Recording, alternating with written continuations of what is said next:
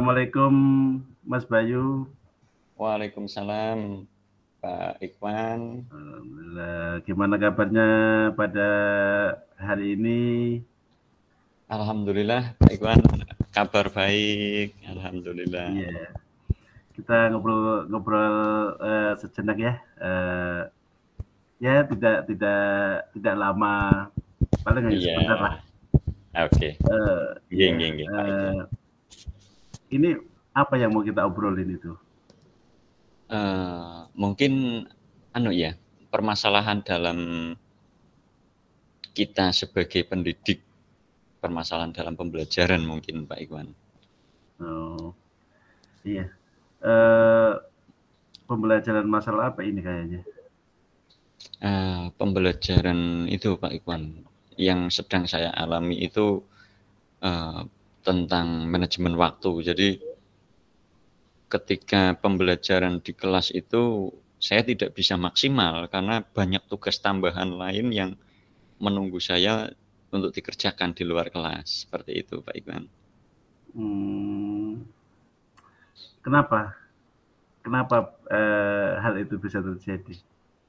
Iya, jadi tugas kita sebagai guru kan mengajar di kelas.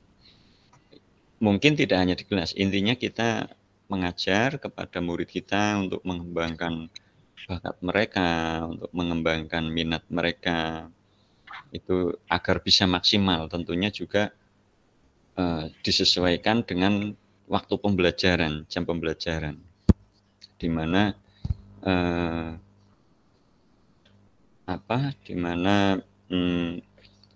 kita sudah ditentukan di kurikulum bahwa 1 jam pembelajaran itu 35 menit untuk SD. Nah, yang saya alami itu karena banyaknya tugas tambahan saya selain tugas pokok sebagai guru, itu terkadang memaksa saya untuk meninggalkan kelas di saat jam efektif pembelajaran itu Pak Ikhwan. Jadi contohnya ketika SD kami kemarin, sekolahan kami itu masuk ke penilaian sekolah adiwiyata tingkat provinsi. Itu saya bisa dikatakan sebagai tangan kanan kepala sekolah. Jadi ketika saya mengajar di kelas, terus ada administrasi tentang adiwiyata yang harus dikerjakan, Bu Kepala Sekolah itu menumpukan atau mempercayakan kepada saya. Jadi nanti saya dipanggil dari kelas. Padahal itu jam efektif untuk mengajar anak didik. Akhirnya tidak sesuai skenario pembelajaran yang saya siapkan.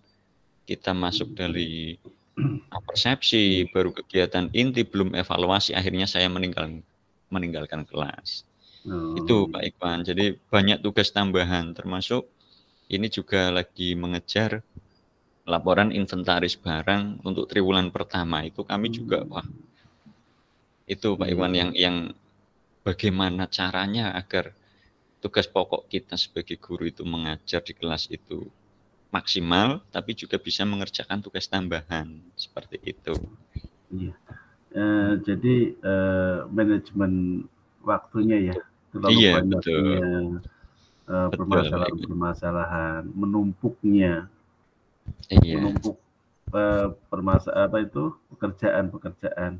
Terus faktor-faktor apa sih yang menyebabkan hal itu bisa terjadi pada Pak Bayu? Mungkin karena menurut analisis saya itu karena di sini di SD kami ini saya termasuk sudah dianggap senior, dan mungkin yang seperti yang Bu Kepala Sekolah sampaikan bahwa dengan kemampuan saya, dengan pengalaman saya, itu Bu Kepala Sekolah mempercayakan itu kepada saya. Jadi ada tugas tambahan apa, langsung Bu Kepala Sekolah memberi tanggung jawab kepada saya. Padahal di situ di sekolahan kami juga ada guru-guru lain. Nah itu, jadi beban saya saat mengajar itu tidak hanya mengajar di kelas, tapi kadang jam efektif pun panggil untuk menyelesaikan tugas tambahan lain. Seperti itu, Pak Iqbal. Iya, berarti banyaknya permasalahan ya. Iya. Kalau kalau keadaan sekarang gimana? Apa masih tutup seperti itu atau sudah lebih baik dari yang kemarin? Keadaan sekarang masih sama, Pak Iqbal. Bahkan untuk hari tadi saja saya tidak full mengajar anak didik saya di kelas. Tapi setelah istirahat pertama, jam 9 itu saya istirahat, terus Bu Kepala memberikan instruksi, ini ada tagihan laporan inventaris barang untuk belanja ATK. Harus segera dikirim, paling lambat besok. Dan memang kebetulan kepala sekolah saya itu orangnya disiplin, Pak. Jadi kalau dilaporkan besok, hari ini harus jadi. Nah, akhirnya Iya. ketika istirahat pertama selesai, saya masuk kelas, ya terpaksa saya menjelaskan materi ke anak, saya kasih tugas, kemudian saya kembali ke kantor lagi untuk mengerjakan tadi tugas tambahan sebagai petugas inventaris barang itu, Pak. Iya. Banyaknya permasalahan-permasalahan ya. Jadi Nggih. menurut saya itu harusnya dirancang. Merancang aksi untuk biar jangan seperti itu. Mulai sekarang dirancang seperti apa itu bentuknya seperti apa. Terserah Pak Bayu. Dirancang kegiatan-kegiatan Pak Bayu biar terkontrol dengan baik, biar tertata. Jadi manajemen waktunya itu terkontrol itu. Itu menurut saya itu harus merancang aksi yang Pak Bayu akan lakukan besok atau sekarang seperti itu. Iya ya, Pak. Rencananya gimana untuk merencana sebuah aksi dari permasalahan Pak Bayu itu? Ya mungkin setelah tadi saya sempat merenung kalau terjadi seperti ini terus, akhirnya yang menjadi korban itu anak didik saya, Pak. Jadi anak didik saya tidak maksimal dalam belajar. Karena untuk anak usia SD kan masih butuh bimbingan dan pendampingan yang penuh. Nah, kalau kelas sering ditinggal, ya akhirnya seperti itu. Jadi mungkin saya berpikir, apakah saya harus menjelaskan kepada Bu Kepala Sekolah bahwa tugas-tugas tambahan yang saya emban ini bisa diberikan kepada rekan saya, rekan guru yang lain. Mungkin itu Bu Kepala Sekolah juga membutuhkan waktu agar percaya dengan guru lain untuk meringankan beban tugas tambahan saya tadi, Pak Iqbal. Seperti itu mungkin. Berarti perlu rencana aksi yang nyata ya, biar kontrol dengan baik. Itu bentuk seperti itu rencana Pak Bayu ke depannya itu ya. Iya, mungkin akan saya sampaikan ke kepala sekolah seperti itu. Nah, terus Pak Bayu tanggung jawabnya gimana untuk dari reaksi itu, dari rencana aksi itu? Tanggung jawab Pak Bayu sebagai guru.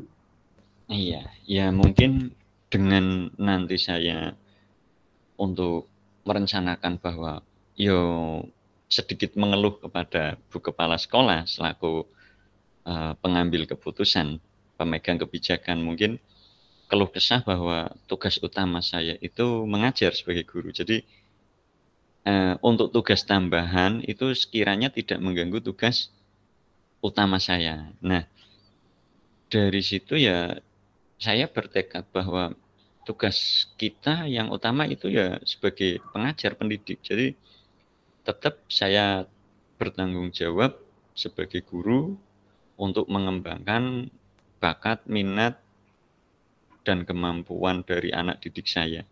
Kalaupun saya nanti mendapat tugas tambahan lainnya, itu mungkin akan saya kerjakan di luar jam mengajar. Mungkin setelah jam mengajar, anak-anak pulang sekitar jam 12 kurang seperempat, nanti setelah istirahat, makan, sholat, nanti baru mengerjakan lagi. Karena kita kan sebagai guru kan untuk jam pulang, jam kerjanya kan jam 2, masih ada waktu. Jadi mungkin memberi masukan kepada Bu KS bahwa selain untuk meringankan beban saya untuk tugas tambahan itu kepada guru lain, memberi kepercayaan kepada guru lain, saya juga ingin mengemukakan bahwa tugas tambahan itu dikerjakan setelah jam pelajaran selesai di kelas.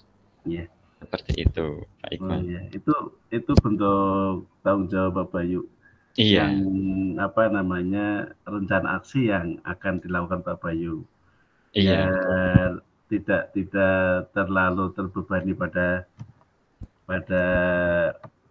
kegiatan pembelajaran. Betul, Pak Iqbal. Iya. Jadi itu rencana Pak Bayu seperti itu ya. Iya. Rencana itu tertulis atau hanya sebuah angan-angan Pak Bayu? Mungkin untuk rencana itu karena kita itu sebuah pendekatan, artinya pendekatan antara bawahan dan atasan, pendekatan antara guru dan murid, juga dengan teman sejawat. Mungkin kita tidak akan menuliskan, Pak, tapi mungkin lebih ke bentuk kesepakatan bersama. Jadi kesepakatan bersama pada kelas yang menjadi tanggung jawab saya untuk mengajar full time kepada mereka, murid-murid, juga mengemukakan kepada kepala sekolah bahwa tugas tambahan itu harus di luar jam pelajaran. Begitu juga untuk membagi tugas tambahan gitu kepada rekan-rekan guru yang lain. Itu mungkin secara pendekatan secara personal. Jadi mungkin dengan berdiskusi, Pak Iwan. Jadi tidak tertulis. Itu menurut saya seperti itu. Iya. Berarti komitmen Pak Bayu tetap mau bertanggung jawab penuh pada pembelajaran biar tetap meningkat pada pembelajaran anak. Iya. Masalah tugas-tugas tambahan mungkin bisa dibantu bersama-sama oleh guru-guru. Itu mungkin komitmen Pak Bayu ya. Iya. Terima kasih Pak Bayu. Terima kasih. Semoga bermanfaat. Saya tunggu aksi nyatanya. Saya tunggu rencananya tanggung jawab Pak Bayu sebagai guru. Saya tunggu 1 minggu yang akan datang. Siap. Pak Bayu. Wassalamualaikum warahmatullahi wabarakatuh. Waalaikumsalam warahmatullahi wabarakatuh. Terima kasih Pak Bayu. Iya. Oke, berarti untuk coaching tadi sudah selesai ya Pak Iqbal ya?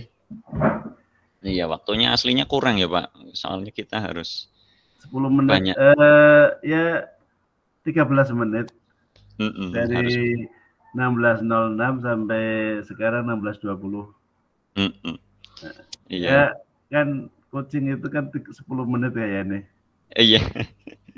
Oke. Minimal 10 menit, maksimal 15 menit. Refleksinya gimana Bapak ya refleksi? Dalam coaching tadi, jenengan Pak Iqbal sebagai coach dan saya sebagai coachee, itu untuk apa?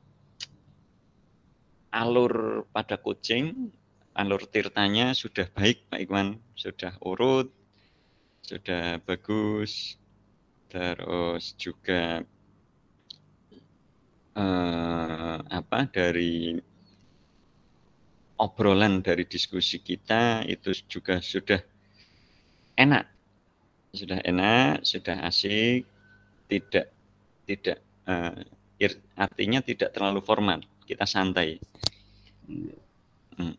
Hanya saja satu tadi yang menurut saya masih belum pas, yaitu tentang tadi kan tujuan sudah, identifikasi masalah, terus rencana aksi, dan tanggung jawab. Tadi sebagai coach Pak Iqbal itu